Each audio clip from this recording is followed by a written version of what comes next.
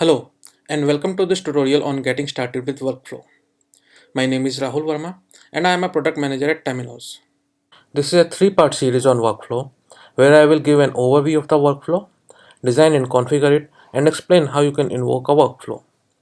This is first part, an overview of the workflow.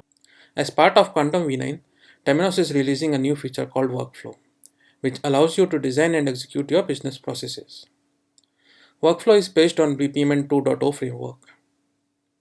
Before jumping into what it does and how you can use it, let's see what problem does it solve. Suppose you want to build an application for your business process like loan origination, mortgage, or maybe incident management. Now these processes consist of a sequence of steps like making some API calls to get your credit score, your history with bank, running your profile through a set of rules to determine your eligibility for the loan, and maybe sending your profile to the branch manager for approval. Earlier, you had to write code in your client application for performing all these steps. With Workflow, you just have to drag and drop few nodes onto the canvas and your business process is ready. So your basic loan origination flow will look something like this. For folks familiar with Quantum Fabric services, you might be wondering that how does it differ from orchestration service. So orchestration service has a few limitations, like if you want to access variable across services, they need to be of the same name. For example, if you want to use the output of one service as input of another service, the variables needs to be exactly same. And scenarios where based on certain conditions you need to dynamically decide what service to execute next are not achievable through orchestration. To overcome such limitations and with lots of other new functionalities, Quantum has introduced workflow. Now let's run through this process and see how you can configure it in Fabric. Before configuring the workflow, you need to have all the services configured and linked to the app. I have already configured the services, so I will directly jump into configuring the workflow. You can download the Fabric app with the required services from the link provided below. So in your Fabric app, you can see a new tab called Workflow. Click on it and click on Configure New button. On the top left corner, you can see the field for workflow name. Enter your workflow name over there, and on the right hand side you can see a drop down for linked object. You can select either use default or use existing option. Use default option will create default object for you, and it will automatically assign a specific field to store the state. In use existing option, you can select an existing object and designate a field to store the state. Before moving forward, let me explain a bit more about the linked object. Workflow allows you to define state, which helps you to progress through the backend process. So in a process like loan origination, you can have states like loan submitted, in progress, approved, or rejected. You can define these states on the go as you design your workflow. To store the state of a workflow, you need to link your workflow to an object and designate a field for workflow state. Here is an example of loan object and we have designated a field to store the state. The data type of the state field is workflow state. The workflow and the object is tightly coupled and have one-to-one relationship. That is, one object can be linked to only one workflow and vice versa. You don't need to worry about the object yet. Here we will go ahead with the default object option.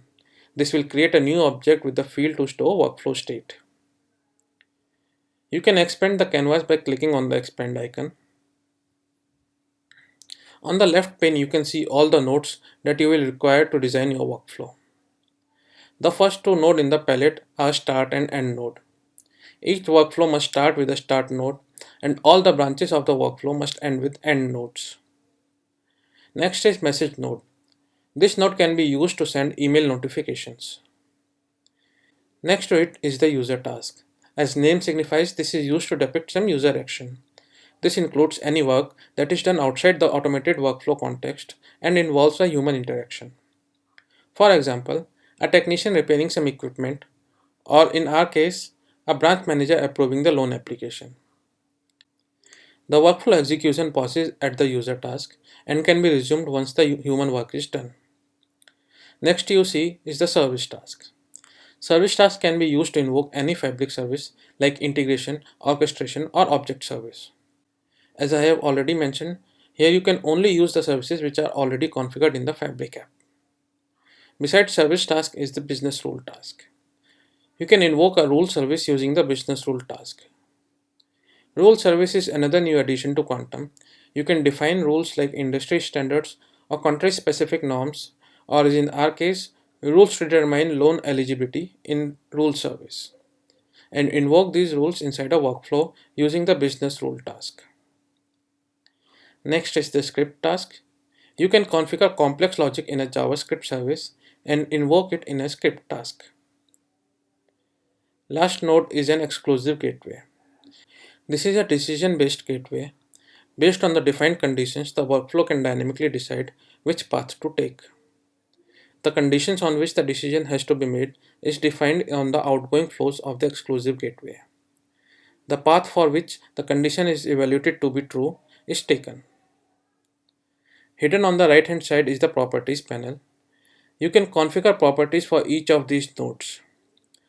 Task ID is a unique identifier generated for each node. Next is the name field. Here you can give names to the nodes which will appear in the workflow diagram. Remaining properties are different for different nodes. Like in user task, you can define states and add entry validation criteria. User tasks are associated with state transitions, like from submitted state to the in progress or from in progress to approved. Allowed state fields determine the current state of workflow before the execution of the user task. This is an auto-generated field. Valid state transition determine the state in which the workflow will transition to after the successful execution of the user task. For a service task, you can select the service type like integration, orchestration, and object service. Based on the service type, you can select service name, operation name, input and output parameters. I will explain them in detail while designing the workflow. In the center, we have the workflow canvas. Here we will design the entire workflow first and then configure each node. At this point, I believe you would have got a brief idea about the workflow. In part 2 of this series, we will learn how to design and configure a workflow.